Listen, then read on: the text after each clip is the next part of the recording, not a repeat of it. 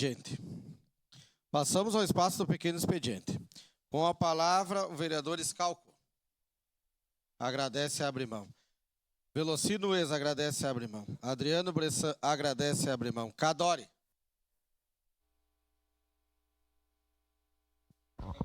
Senhor presidente, caros colegas vereadores, saudar a plateia presente.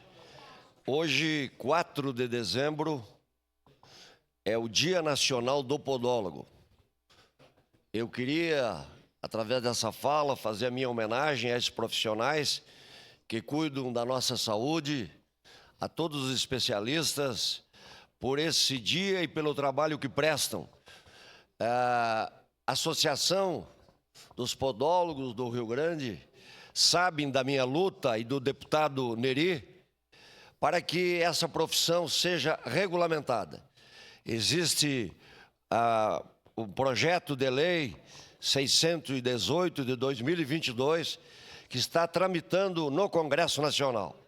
E espero que essa profissão tão importante seja regulamentada.